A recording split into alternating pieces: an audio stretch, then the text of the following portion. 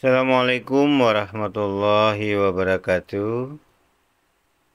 Sahabat yang budiman, pemirsa Pelita Hidayah yang dirahmati Allah Subhanahu wa taala. Abdullah bin Salam, pembesar Yahudi yang terpesona dengan Islam.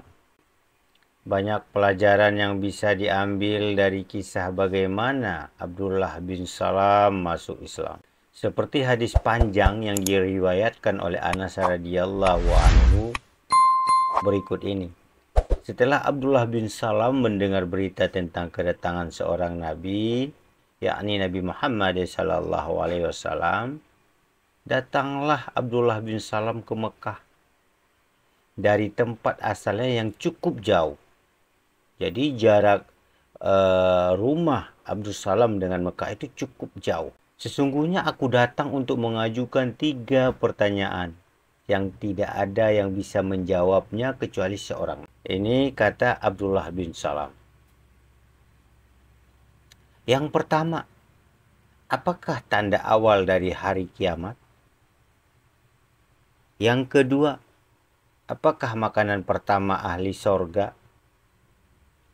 Yang ketiga, mengapa seorang anak kandung menyerupai bapaknya, kadang menyerupai ibunya?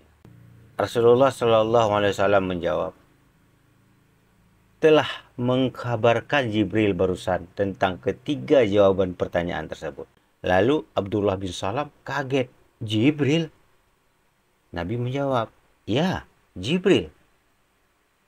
Selanjutnya, dengan kaget, Abdullah bin Salam menjawab, Jibril adalah malaikat yang dimusuhi Yahudi.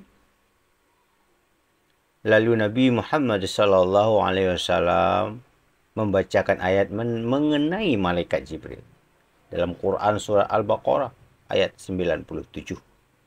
Barang siapa yang menjadi musuh Jibril, maka Jibril itu telah menurunkan Al-Quran ke dalam hatimu dengan seizin Allah, membenarkan apa kitab-kitab yang sebelumnya dan menjadi petunjuk serta berita gembira bagi orang-orang yang beriman. Kemudian Rasulullah SAW melanjutkan dengan menjawab pertanyaan Abdullah bin Salam yang 3 tadi. Yang pertama, pertanda awal kiamat adalah akan adanya api yang menggiring manusia dari timur ke barat. Jadi ada api ya menggiring dari timur ke barat. Semuanya kita digiring ke barat.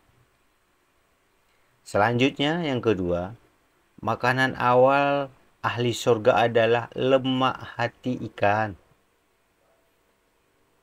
Dan yang ketiga, kalau mani bapaknya keluar mendahului mani ibunya, anaknya akan menyerupai bapaknya. Dan sebaliknya, kalau mani perempuan keluar mendahului laki-laki, anaknya akan menyerupai ibu. Memperoleh jawaban yang tepat seperti yang ia ketahui dalam kitabnya, Abdullah bin Salam langsung takjub, langsung mengucapkan syahadat, asyhadu an la ilaha illallah wa asyhadu annaka rasulullah. Ya Rasulullah, kata Abdullah Salam, sesungguhnya Yahudi adalah kaum pendusta. Seandainya mereka tahu dengan keislamanku, niscaya mereka yang tadinya sangat menghormatiku akan menghina saya. Setelah Abdul Salam berbicara seperti itu kepada Nabi, setelah syahadat juga, kebetulan pada saat itu lewat sekelompok Yahudi. Lalu Nabi memanggil dan menanya kepada Yahudi tersebut, siapakah Abdullah bin Salam itu? Orang Yahudi dengan gagahnya menjawab, Abdullah bin Salam adalah khairuna, sebaik-baiknya dari kami. Wabnu khairina, dari keturunan terbaik kami. Wasaiduna, dan keutamaan kami. Wabnu saidina, dan keturunan utama kami. Selanjutnya Nabi Muhammad SAW mengatakan lagi, bagaimana kalau seandainya Abdullah bin Salam masuk Islam? Selanjutnya orang Yahudi menjawab, kami berlindung kepada Allah dari hal itu. Tiba-tiba pada saat itu juga Abdullah bin Salam muncul di depan mereka. Lalu Abdullah bin Salam bersyahadat, asyhadu an la ilaha illallah wa anna Muhammad Rasulullah. Akibatnya apa yang terjadi? Seketika kelompok Yahudi tersebut berubah 360 derajat. Yang awalnya mereka menyanjung-nyanjung Abdullah bin Salam, sekarang setelah mendengar ucapan Abdullah bin Salam, setelah Abdullah bin Salam masuk Islam, pada saat itu juga setengah mati kini berbalik menjadi sewot, menjadi ngambek, menjadi marah kepada Abdullah bin Salam. Apa kata mereka? Saruna, kamu sejelek-jeleknya kami. Wabnu saruna, kamu adalah sejelek-jeleknya keturunan kami.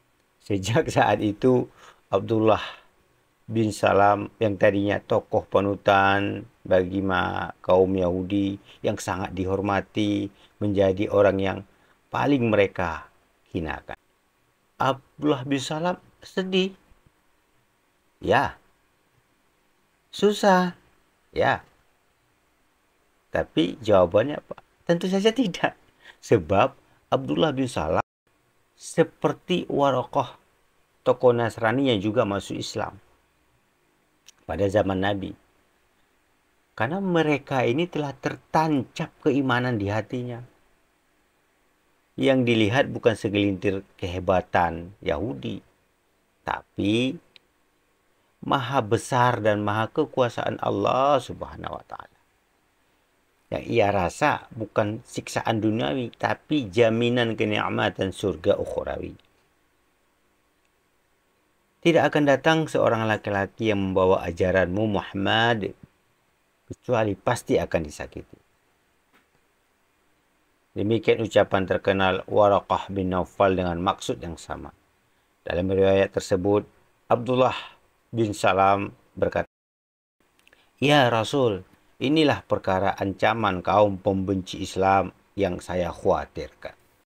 Sahabat yang budiman, semoga kisah ini menjadi pengingat bagi kita semua bahwa selama nafas masih ada, pintu tobat Allah Subhanahu wa Ta'ala selalu terbuka. Jangan tunggu tua, jangan tunggu sakit, mari kita kembali kepadanya sekarang juga. Kalau kisah ini menyentuh hati kamu, jangan lupa share ke teman atau keluarga. Yuk kita saling mengingatkan dalam kebaikan. Like, komen pendapat kamu di bawah, dan subscribe supaya nggak ketinggalan kisah inspiratif lain. Sampai jumpa di video berikutnya. Semoga Allah selalu bimbing langkah kita menuju ridhonya. Wafiq ila aqwamit thariq. Wassalamualaikum warahmatullahi wabarakatuh.